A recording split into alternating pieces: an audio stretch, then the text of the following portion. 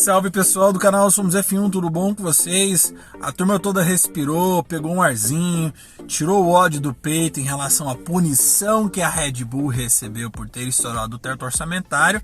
Só que muitas pessoas não entendem os motivos e nem sabem o que diabos é um túnel de vento. Eu acredito que muitas pessoas estão ouvindo a palavra túnel de vento, para que serve o diabo do túnel de vento? Então eu vou fazer um vídeo o mais simples possível para você que é leigo entender o que é um túnel de vento e onde isso vai afetar e se de fato vai afetar o desempenho da Red Bull para a próxima temporada.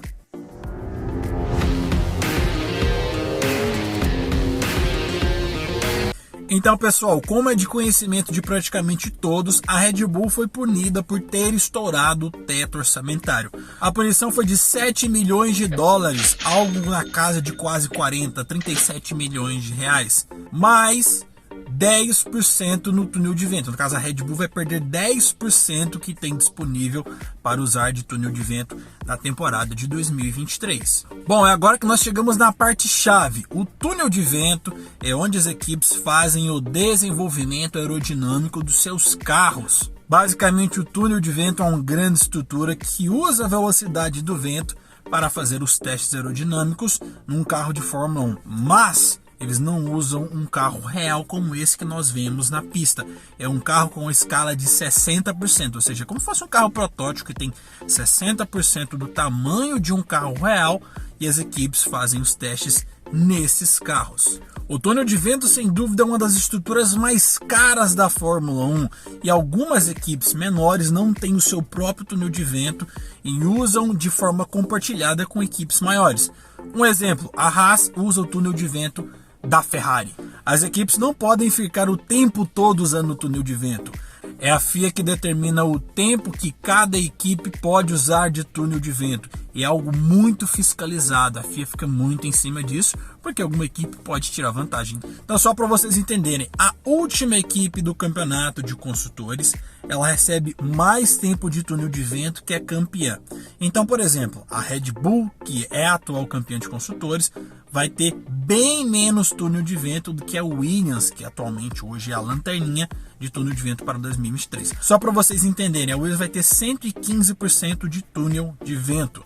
A Red Bull vai ter apenas 70%. No caso, a Ferrari vai ter 75% e a Mercedes 80%. Isso é gradativo de acordo com a classificação do campeonato de construtores. Se a Ferrari for vice-campeã e a Mercedes terminando na terceira posição. A Red Bull, por ser a atual campeã de construtores, vai receber o menor tempo de túnel de vento. Né? Já estavam preparados para trabalhar com menos tempo de desenvolvimento. Vou falar isso em números comparado com as três primeiras equipes. Então a Red Bull receberia 70% do tempo de túnel de vento para a temporada de 2023.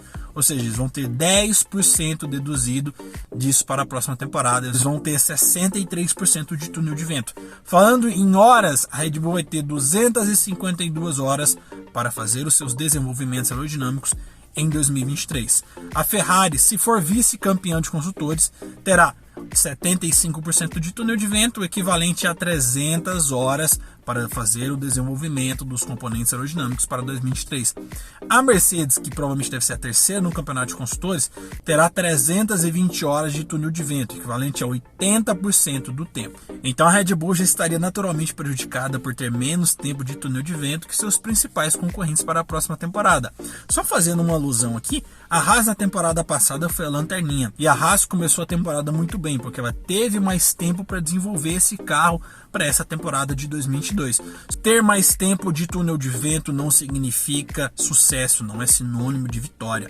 Para quem não lembra, o W13, após a primeira rodada de teste de pré-temporada, a Mercedes dizia que era até 1 segundo mais rápido no túnel de vento. E quando o carro foi para a pista, nós vimos o desastre que foi. Resumindo, uma peça desenvolvida no túnel de vento não é sinônimo de sucesso, porque o túnel de vento tem as suas limitações. Ele não é real. A realidade é quando se coloca o carro na pista e o carro é submetido a todas as variantes reais de uma corrida. Então, o túnel de vento ele vai dar uma referência muito próxima da realidade, mas ele não é a realidade. Então, falando em poucas palavras, a punição foi leve para a Red Bull, só que isso já estava pré-determinado no regulamento de teto orçamentário. Como a Red Bull ultrapassou em apenas 1,6% aquele limite que ia até 5%, ele estava dentro dessa margem e iria receber sanções menores pela FIA. Então muitas pessoas já falando, então Mercedes e Ferrari já vão estourar o teto orçamentário para 2023? Talvez sim, talvez não. Eu acredito que a FIA deva fazer ajustes para tornar esse regulamento mais específico, mais claro e mais apertado, porque as falhas que tiveram no regulamento provavelmente devem ser corrigidas para 2023, e talvez uma equipe que tente se beneficiar disso talvez não consiga, porque as regras devem ser mudadas. Então, pessoal, espero que vocês tenham entendido essa explicação. Se você entendeu o gosto do vídeo, já sabe, deixa o like, se inscreva no canal Somos F1, um abraço e até breve.